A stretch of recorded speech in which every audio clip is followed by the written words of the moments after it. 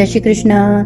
एक योगी की आत्मकथा, अध्याय 12, अपने गुरु के आश्रम की काल अवधि, भाग 3। श्री युक्तेश्वर जी बताते हैं, ईश्वर में सदा जागृत मेरे गुरुदेव जानते थे कि यह संसार और कुछ न होकर केवल सृष्टा का मूर्त रूप धारण किए हुए स्वप्न है। लाहिड़ी महाशय को उस दिन स्वप्न दृष्टा के साथ अपनी एकात्मता का पूर्ण भान था। इसीलिए वे दृश्य जगत के स्वप्न प्राणुओं को प्रकट करने या लुप्त करने या उनमें अपनी इच्छा अनुसार कोई भी परिवर्तन करने में समर्थ थे। अंत में श्री युक्तेश्वर जी ने कहा, संपूर्ण सृष्टि विधि नियम के अधीन है। बाह्य सृष्टि में कार्यरत नियम जिनका खोज वैज्ञानिक कर सकते हैं प्राकृतिक नियम कहलाते हैं, परंतु इन नियमों की अपेक्षा सूक्ष्मतर नियम भी हैं जो अंतर चेतना के आध्यात्मिक जगत में कार्यरत हैं। इन नियम सिद्धांतों को योग के द्वारा जाना जा सकता है। पदार्थ जगत के सच्चे स्वरूप को पदार्थ विज्ञानी नहीं बल्कि आत्मज्ञानी सिद्ध ही वास्तव में समझ पाते हैं। इस प्रकार के ज्ञान द्वारा ही ईसा मसीह ने उस नौकर के कान को पुनः जोड़ दिया था जिसे उनके शिष्य ने काट डाला था। श्री युक्तेश्वर जी शास्त्रों की अद्वितीय व्याख्या करते थे। मेरी अनेक सबसे सुखद स्मृतियां उनके प्रवचनों के साथ जुड़ी हुई हैं, परंतु वे अपने विचार रत्न अवधानता और मूढ़ता की राख में कभी नहीं फेंकते थे। मेरे शरीर की थोड़ी सी भी बेचैन हलचल या ध्यान की थोड़ी सी भी अवधानता गुरुदेव की शास्त्र व्याख्या को तत्क्षण बंद कराने के लिए काफी थी। तुम यहाँ नहीं हो। एक दिन अप्रायः श्री युक्तेश्वर जी ने यह टिप्पणी करते हुए अपना वाक प्रवाह खंडित कर दिया। सदा की भांति वे मेरे मनोयोग का निर्ममता से ध्यान रख रहे थे। गुरुजी, मेरे स्वर में विरोध स्पष्ट था। मैं जरा भी नहीं हिला, मेरी पलकें भी नहीं हिली। आपने जो जो अभी कहा है मैं एक एक शब्द दोहरा सकता हूँ, फिर भी पूर्ण रूप से तुम मेरे साथ नहीं थे। तुम्हारा विरोध करना मुझे यह कहने के लिए विवश कर रहा है कि तुम अपने मन की पृष्ठभूमि में 3 संस्थाओं का निर्माण कर रहे थे।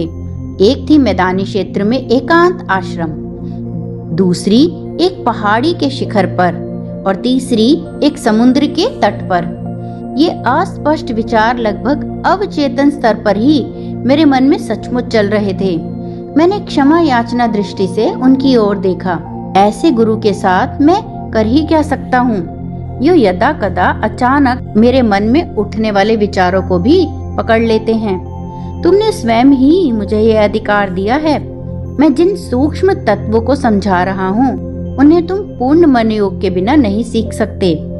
जब तक आवश्यक ना हो मैं दूसरे के मन के एकांत में नहीं झांकता।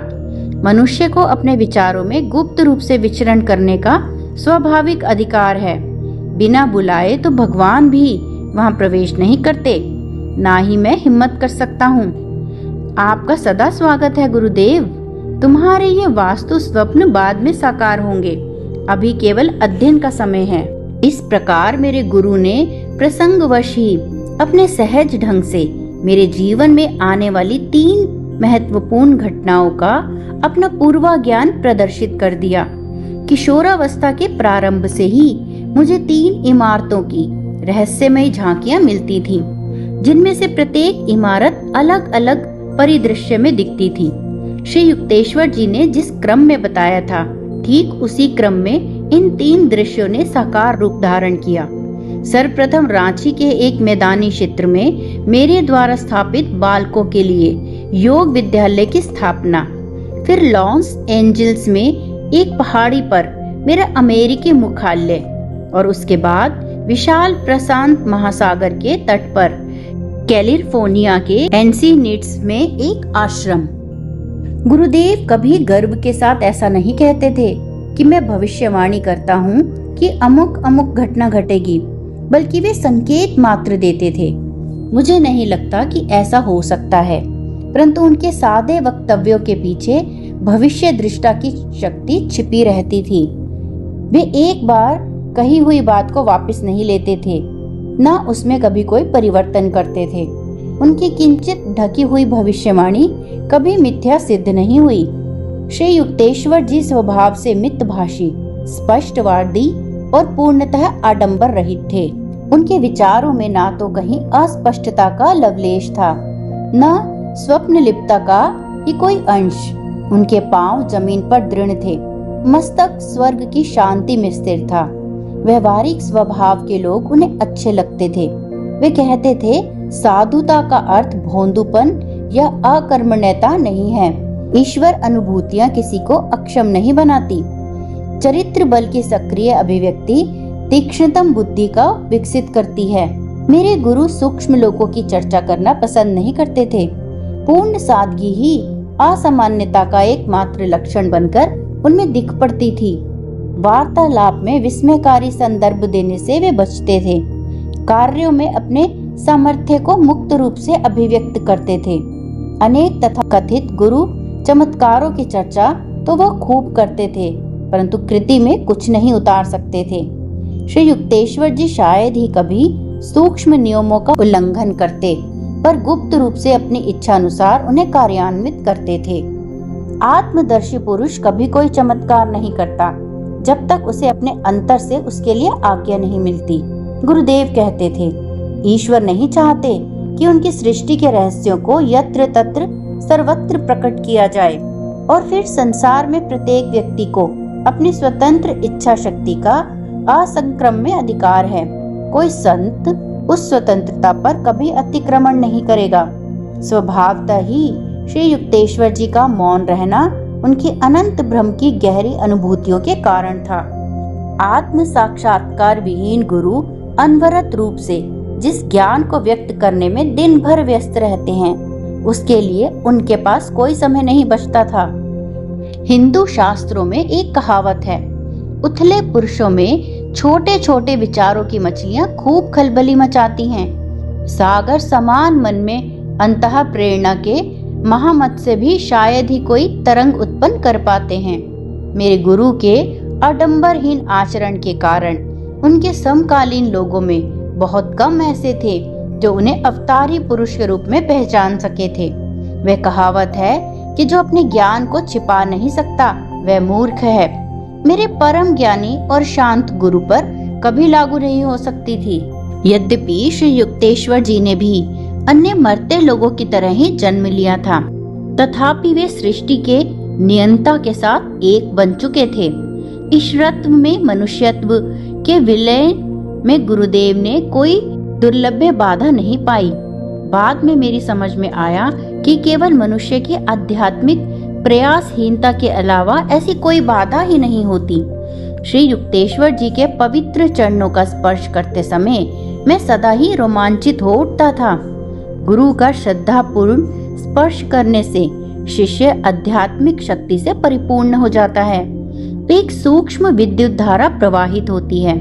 शिष्य के मस्तक में विद्यमान अवांछनीय प्रवृत्ति प्रणालियां उस प्रवाह में प्रायः भस्म हो जाती हैं। उसकी सांसारिक प्रवृत्तियों के खांचों में कल्याणप्रद उथल पुथल मच जाती है। कम से कम क्षण भर के लिए ही सही वह माया के गुप्त पर्दे उठते अनुभव कर सकता है और परम आनंद की सच्चाई की झलक पा सकता है। मैं जब भी अपने गुरु के चरणों पर माथा टेकता था, मेरा संपूर्ण शरीर जैसे एक मुक्ति प्रदायक तेज से भर जाता था। गुरुदेव ने मुझे बताया, जब लाहिड़ी महाशय मौन रहते थे तब भी, या किसी ऐसे विषय पर चर्चा कर रहे हों जो पूर्णतः धार्मिक ना हो तब भी, मैंने देखा कि उन्होंने मुझ में अगाध ज्ञान का संचार कर दिया है। मुझ पर भी श्री युक्तेश्वर जी का प्रभाव ऐसा ही पड़ता था। यदि कभी मैं चिंतित या अनमने मन से आश्रम में प्रवेश करता तो मेरी मनोवृत्ति अगम्य ढंग से बदल जाती। अपने गुरु के दर्शन मात्र से ही एक प्रकार की सुखद शांति मुझ में आ जाती। उनके सानिध्य में प्रतिदिन आनंद, शांति और ज्ञान का एक नया अनुभव होता था। मैंने उन्हें कभी माया के किसी आकर्षण से ग्रस्त या लोभ, क्रोध अथवा किसी के प्रति मानवीय अनुरक्ति की भावना से उत्तेजित नहीं देखा। माया का अंधकार धीरे धीरे चुपचाप हमारी ओर बढ़ रहा है। आओ अपने अंतर में अपने घर की ओर भाग चलें। शिष्यों को सावधान करने के लिए इन शब्दों द्वारा गुरुदेव नित्य उन्हें क्रिया योग के अभ्यास की आवश्यकता याद दिलाते थे। कभी कभी कोई नया शिष्य योगाभ्यास के लिए अपनी योग्यता के बारे में संदेह प्रकट कर देता था। अतीत को भूल जाओ, ये श्री युक्तेश्वर जी उसे सांत्वना देते हुए कहते। सभी लोगों का बीता हुआ जीवन अनेक कलंकों से कलुषित है। मनुष्य के आचरण का तब तक कोई भरोसा नहीं होता जब तक वह ईश्वर में अधिष्ठित न हो जाए। भविष्य में सब कुछ सुधर जाएगा यदि तुम अभी से आध्यात्मिक प्रयास शुरू कर दो। गुरुदेव के पास आश्रम में सदा ही बाल शिष्य रहते थे। उनकी बौद्धिक और आध्यात्मिक शिक्षा में गुरुदेव को सदा ही रुचि रहती थी। अपने देह त्याग से थोड़े ही दिन पहले भी उन्होंने 2 6 साल के बच्चों और एक 16 साल के नवयुवक को आश्रमवासी शिष्यों के रूप में स्वीकार किया था। अपने अधीन शिष्यों को वे सावधानी पूर्वक शिक्षा देते थे। शिष्य और शिक्षा जिसमें अनुशासन निहित है, इन दोनों शब्दों का मूल एक ही है और व्यवहारिक स्तर पर दोनों एक दूसरे से संबंधित हैं। आश्रम वासियों को अपने गुरु के प्रति नितांत प्रेम और आदर था। गुरु की हल्की सी ताली पर भी सभी उत्सुकता से उनके पास दौड़ पड़ते थे। जब कभी वे गंभीर या अंतर्मुखी प्रतीत होते, तब कोई भी बातचीत करने का साहस न करता। जब उनकी हंसी गूंज उठती, तब बच्चे भी उन्हें अपने में से एक ही मानते। श्री युक्तेश्वर जी शायद ही कभी किसी को अपना कोई व्यक्तिगत काम करने को कहते, ना ही वे कभी किसी शिष्य से कोई सेवा स्वीकार करते यदि वह शिष्य स्वयं अपनी खुशी से वह सेवा करने के लिए आगे न बढ़ा हो। यदि शिष्यगण किसी दिन उनके कपड़े धोने का सौभाग्यपूर्ण कार्य भूल जाएं, तो वे उन्हें स्वयं ही धो लेते थे। साधारणतः वे स्वामियों के परंपरागत गेरुए कपड़े पहनते थे। घर के अंदर वे बिना फीते के जूते पहनते, जो योगियों की प्रथा के अनुसार व्याघ्र चर्म या मृग चर्म से बनाए जाते थे। श्री युक्तेश्वर जी अंग्रेजी, फ्रेंच, बांग्ला और हिंदी धारा प्रवाह बोलते थे। उनकी संस्कृत भी अच्छी थी। वे अपने शिष्यों को संस्कृत और अंग्रेजी अपनी स्व आविष्कृत सरल पद्धतियों से बड़े धीरज के साथ सिखाते थे। गुरुदेव को अपने शरीर की अधिक चिंता नहीं थी, परंतु वे उसके प्रति सावधानी अवश्य बरतते थे। वे कहते थे कि ईश्वर शारीरिक और मानसिक स्वस्थता में अच्छी प्रकार से अभिव्यक्त होते हैं। किसी बात में अति करना उन्हें पसंद नहीं था। एक शिष्य को जो दीर्घ काल तक उपवास करना चाहता था, मेरे गुरुदेव ने हंसते हुए कहा, कुत्ते को हड्डी क्यों न डाल दी जाए। श्री युक्तेश्वर जी का स्वास्थ्य उत्तम था। मैंने कभी उन्हें अस्वस्थ नहीं देखा। जग प्रथा का मान रखने के लिए वे अपने शिष्यों को यदि वे चाहें तो डॉक्टर के पास जाने देते थे। वे कहते थे, डॉक्टरों को भौतिक पदार्थों के लिए निर्धारित ईश्वरीय नियमों के अनुसार अपना चिकित्सा कार्य करना चाहिए, पर वे मानसिक शक्ति के द्वारा रोग निवारण की पद्धति को श्रेष्ठ मानते थे और प्रायः कहते थे, ज्ञान ही सबसे बड़ा परिष्कारक है।